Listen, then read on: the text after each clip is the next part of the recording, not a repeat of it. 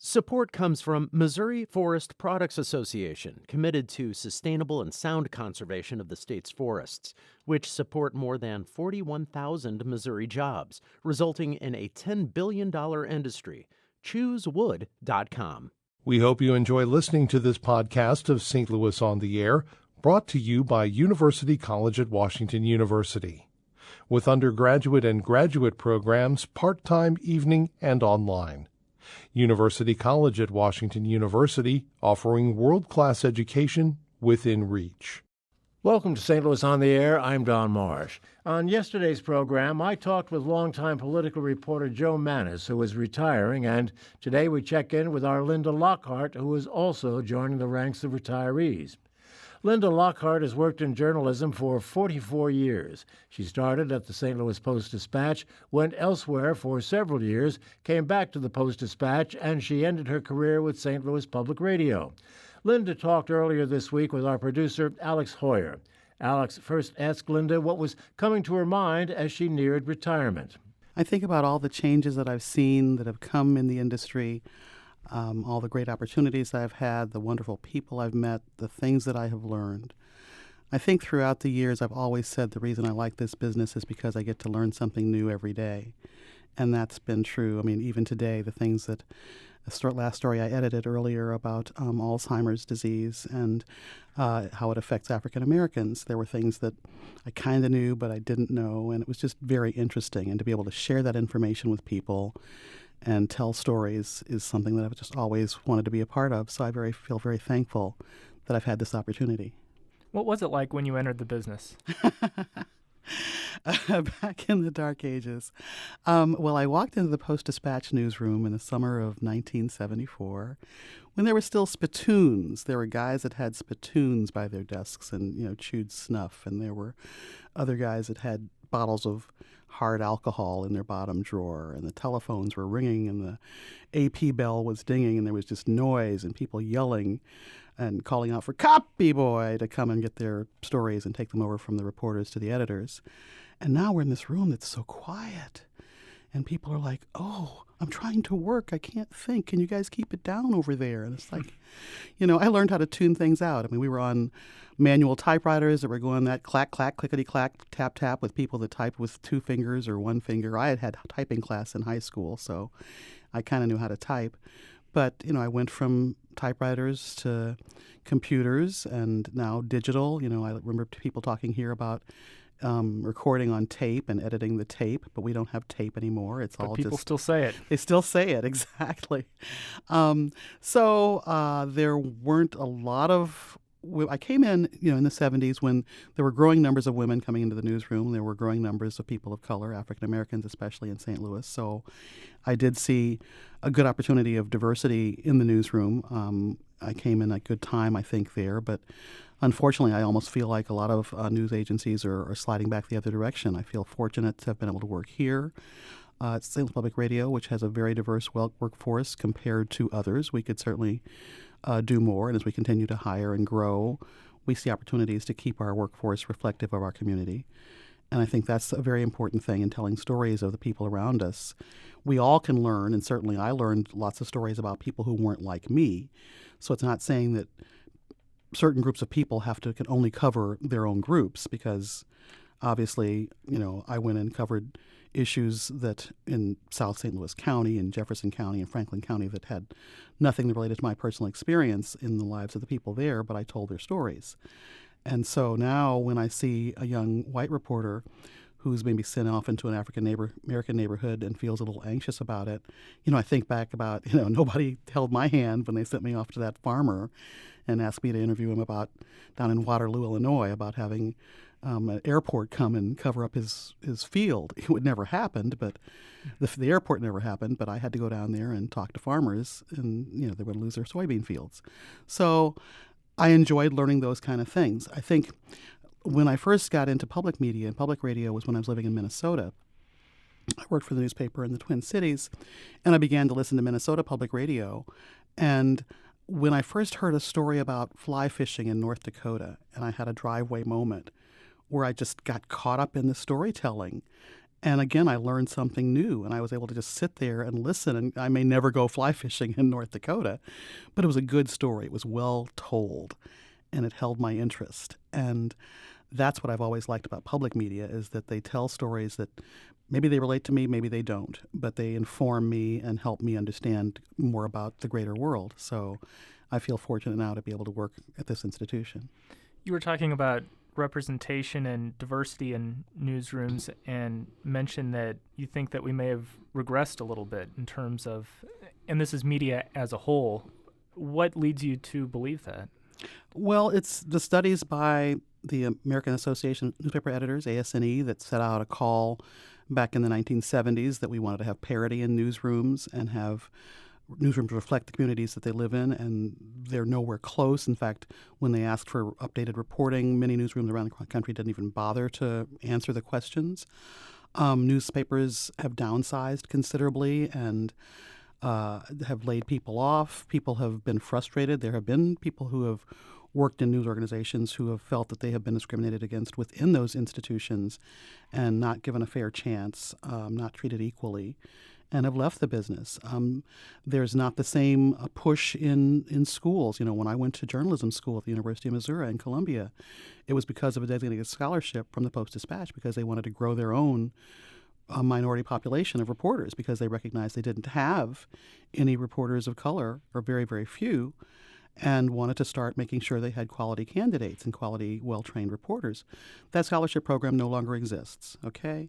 And there are great people that came through that program. There are people like Gerald Boyd, who rose up to become managing editor of the New York Times. There are many people that have come out of different programs like that, but those programs now we feel like, well, we don't need them anymore. The door is open. People can come if they're qualified, and if they're not, so be it. So the challenge is that the news industry is very attractive to a lot of people across all ethnicities, but at the same time is downsizing. There are just fewer jobs available. People are concerned about going to smaller communities. We always were told as students, you may not make it at the big city right away. Go to a smaller market, go to a smaller community. But then again, you're going to be more isolated and more alone and have more challenges if you're a person of color. And some people just that doesn't fit for their lifestyle, that they just realize that this is not the way it's going to work for me. So somehow I feel like there have been progress in many ways, but in other ways, it's like the emphasis is like gone. I mean, there's always been this sort of backlash of, you're only there because you're fitting a minority chair, you're really not qualified. That's always been on my shoulder, and it's on the shoulder of young people yet today, that the things our parents told us about having to be twice as good to get half as far still remains. And now we have a new generation of people that are impatient and don't feel like that this still applies to them. If you look at television, you might think, well, it's all great because many of our local television stations appear to be fully integrated. But then we still get to the important jobs of who's making the decisions, who are the editors in the editors' chairs, who are deciding what stories get covered, how much space and time those stories are. And those seats are still predominantly filled by white people, mostly white males. And so the decisions are still being made not by the people whose lives are affected and whose stories are being told, but those that are sitting at the top of the food chain. During your time at St. Louis Public Radio, which has been just a little more than 5 years, you've done copy editing for us and engagement with our listeners. But you mentioned doing a story in Waterloo. What was the bulk of your career, maybe for the first 2 decades? When I came out of journalism school, I went to the Post-Dispatch, as I said, as a newly minted reporter. And I did GA, which meant whatever was going on in the course of the day, general assignment. I became the night police reporter, which opened my eyes to this underbelly of crime in St. Louis, which was also very challenging. Police are good men, good women, good people that keep us safe every day. But sometimes they never really liked reporters very much, and they didn't have any experience with many black reporters, or certainly any black women reporters. And so there were times where it was clear they were trying to tease me or goad me or make me have to sort of walk a certain gauntlet to see if I was worthy, if I could not crumble and take me into the interrogation room and show me hard evidence, and let's go over and meet in the morgue. We got something we want to show you over there. I mean, really just trying to gross me out and see if I'd run out of the room crying. But again, I'm from St. Louis. I have a lot of pride in my city. And so again, telling those kind of stories was important to me, to find people whose lives were affected by crime. After a few years, I was an education reporter. I covered the St. Louis Public Schools and all the school districts around metropolitan St. Louis in the late 1970s and early 80s, at the time that school desegregation was going into effect, court-ordered busing. So that was a very big story that I covered, just how children are educated, how children are miseducated, the changes in the education system. That's something that still troubles me, that, some 30 years, 40 years after school desegregation, St. Louis Public School children are still having serious difficulties in getting the quality education they deserve. So that's always been a passion of mine. I covered general aviation. I covered, small aircraft flying to little airports. I left the Post-Dispatch in the early 80s and went to the Milwaukee Journal, and that's when I began doing my editing. And so I was a copy editor there. Moved to St. Paul, Minnesota, did many different editing jobs there, beginning as a copy editor, but worked my way through the various desks. And you wound up back in St. Louis when? Came back to St. Louis in 1997, returned to the Post-Dispatch, so I have bookend career at the newspaper. Returned as a copy editor. They had a position open and called me in to do that. From there, I was Metro section editor, in charge of the section at the Metro News. I worked as an editorial writer for a couple of years and wrote on opinion pieces on the editorial page, which I thought was probably one of the highest honors I have, to be able to have that forum of this is what's happening and this is what I or the institution, the Post-Dispatch, thinks should happen. So it was still reporting, giving the background, setting up a scenario, but then trying to draw a conclusion and trying to help direct people into which way we thought they should go. I also worked on the national international news desk, which we used to call the old wire desk or telegraph desk, where you pulled in news from around the world, the different news agencies, from the New York Times and the Washington Post, the Times of London or BBC or other news organizations, of stories that people should be able to share. So that was really great. But then newspapers began to decline. There was a wave where the Post-Dispatch was sold to Lee Enterprises, and that's when the layoffs and early retirement and buyouts and things began in the mid-2000, around 2005. In 2007 is when I left the Post-Dispatch, and was again very fortunate to continue working with people I had known since I was a high school kid. Margie Freivogel launched the St. Louis Beacon, the online-only news organization, and Margie invited me to come and be part of the Beacon crew. And that was probably the most fun I've had, because we were starting a whole new thing and we had no rules. We just wanted to cover good journalism, tell good stories, and didn't quite know how to do it as an online-only product. But we made the best of it, and we had 5 great years of getting out there and telling what was going on in St. Louis. And so when the time came for the transition and the merger with public radio, it was still an opportunity for me to keep learning new things. And still, I tell people, I say, I'm still telling stories, just finding new ways to do it. Is there a highlight story that you can recall from your 4-decade-plus career? Early on, there was, unfortunately, St. Louis still continues to have a lot of crime and difficulties. And early on, I was sent to cover a homicide of a young high school student who had been killed over his jacket. He'd wearing a leather jacket, and he was shot and killed for it. And so I went to the family home, and the family members were there, and they were gathered around grieving. And I went into the house, and I didn't really right away say, "Hi, I'm a reporter from the newspaper." I kind of just, sat there respectfully and quiet, and so tried to just, blend in. And a little kid came and sat on wanted to sit on my lap, like a toddler, just, wandered up. And it's like, "Oh, okay, I'll hold the baby."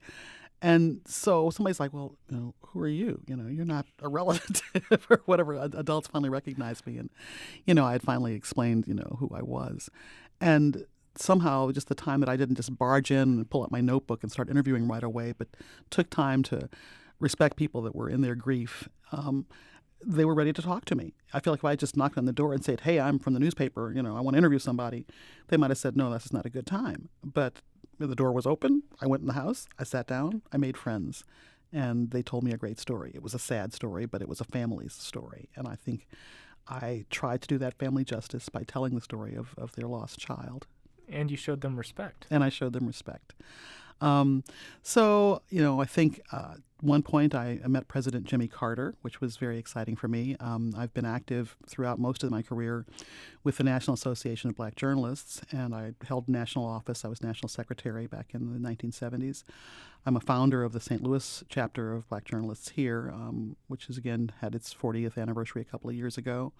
I feel very honored because we have helped young people through high school journalism workshops, again, to prepare them to go off to go to college with the skills they need, to prepare them for internships, prepare them for just how to interview for jobs, all those things. Sort of mentoring young people has been very important to me because I had great mentors that did help me. And so obviously I think it's something that I need to do to keep the next generation ready. So you never want to hear anybody say, we can't find anybody qualified for this job. That's a bunch of crock.